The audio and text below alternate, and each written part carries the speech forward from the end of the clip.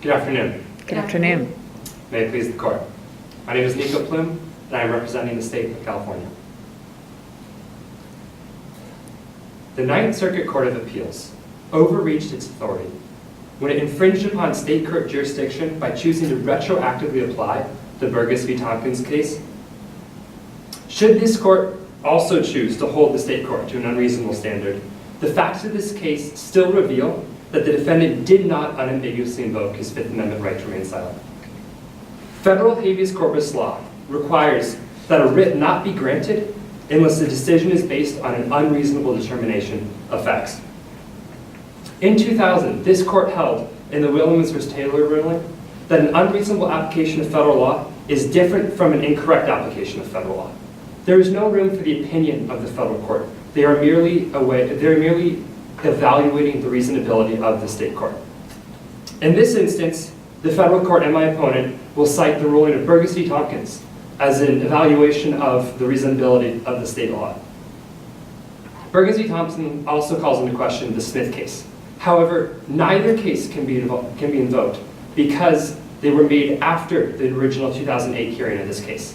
The state court could not cite precedent that had not occurred yet. It would not be reasonable to cite precedent that hadn't been created yet.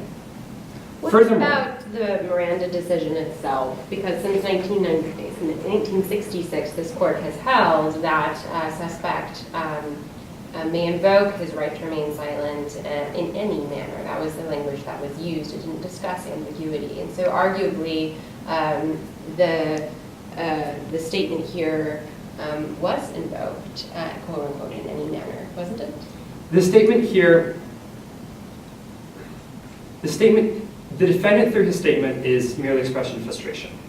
The context of the situation, which my opponent will try to rule out, is crucial to understanding what the defendant means.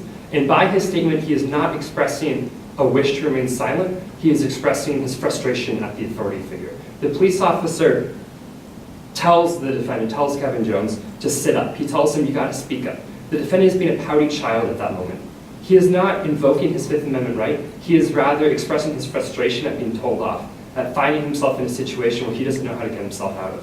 Is it possible to do both? Which is to say, is it possible to feel frustrated but also be intending to seek to terminate the interrogation? It is possible. However, in this instance, that is not what he is doing. A person who wishes to stay silent does not interrupt the police officer on his next statement, which was, I understand. Furthermore, this court has held in 2013 with the United States v. Windsor case that uninterrupted statements can be read together. An instance when a defendant says, I want my lawyer, and then follows up, forgive me, this is not verbatim, but paraphrasing, that I do, don't I? That second statement can cast ambiguity on the first statement. Kevin Jones's follow-up statement of, I'm telling you all, you're not hearing what I'm saying, can cast ambiguity on his first statement that he doesn't want to remain silent. It reveals that his first statement is a mere expression of frustration. What year was Windsor decided? It was decided in 2013. And so is it fair to use that decision for your guidance here, given that it also occurred after the state court's decision? If we are discussing whether or not Kevin Jones's statement was unambiguous, we are also discussing the Burgess v. Tompkins, the Tompkins v. Burgess rule. And if we are calling into fact a retroactive decision, I feel that we can also call into fact other decisions that have been made post the original 2008 year. The context of this case shows that Kevin Jones was not invoking his Fifth Amendment right. He was merely expressing frustration. And coupled with the fact that this is not a case of just dealing with Fifth Amendment rights, but a federal infringement upon state court authority, this court must hold that this case should not have been originally granted a writ, and that Kevin Jones did not unambiguously invoke his Fifth Amendment rights. Thank you for your time. Thank you.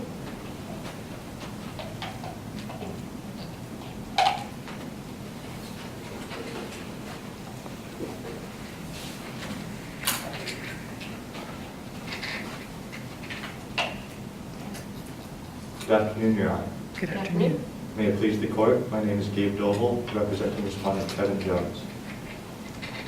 Officers' continued interrogation after Mr. Jones issued an unambiguous invocation of his right to remain silent is a clear violation of his Fifth Amendment rights against self-incrimination. And the California Court of Appeals unreasonably applied, clearly established federal law and affirming the trial court's decision. The Fifth Amendment to the United States Constitution states that no person shall be compelled in any criminal case to be a witness against himself. In Miranda versus Arizona, this court expounded onto that right, the right to remain silent, stating that if the individual indicates in any manner, at any time prior to or during questioning, that he wishes to remain silent, interrogation must cease. Furthermore, this court held in Smith versus Illinois that post-request responses to further interrogation may not be used to cast retrospective doubt on the clarity of the initial request itself.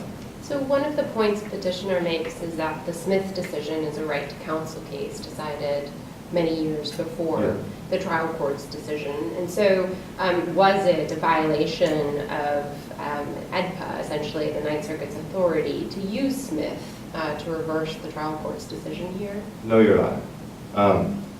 Burgess v. Tompkins in 2010 stated that there is no principled reason to adopt different standards for determining when an accused has invoked the Miranda right to remain silent and the Miranda right to counsel.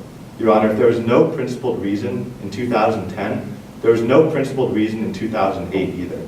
And the California Court of Appeals could not have acted reasonably in applying federal law.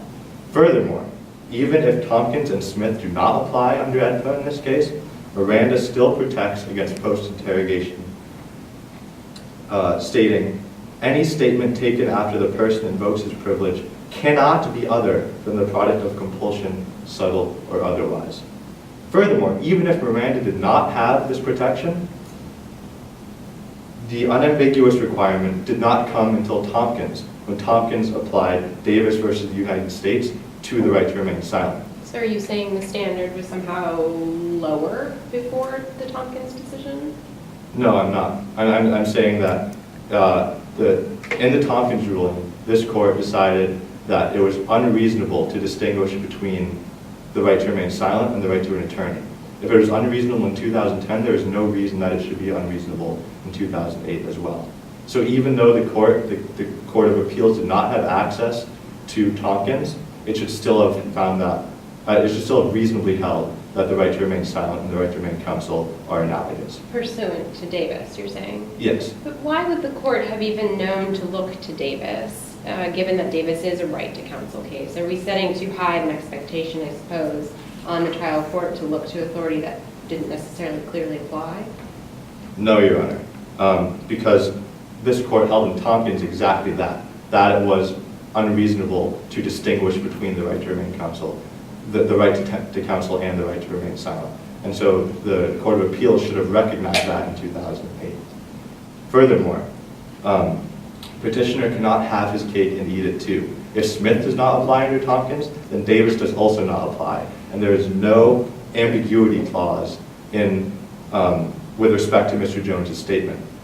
So, Mr. Jones was free under Miranda to assert his right in any manner, at any time prior to or during questioning, at which point interrogation must cease. So let's stop there and let me ask you, didn't interrogation cease, or at least for long enough that we have some post-invocation statements that do cast some doubt on the clarity of the statement, such that we can't say the trial court's decision was unreasonable?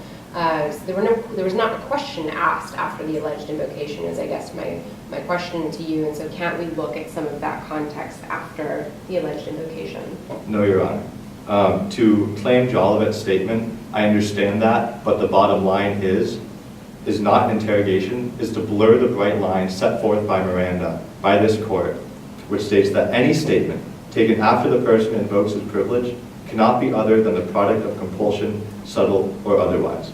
Well, Jolivet did not ask any questions.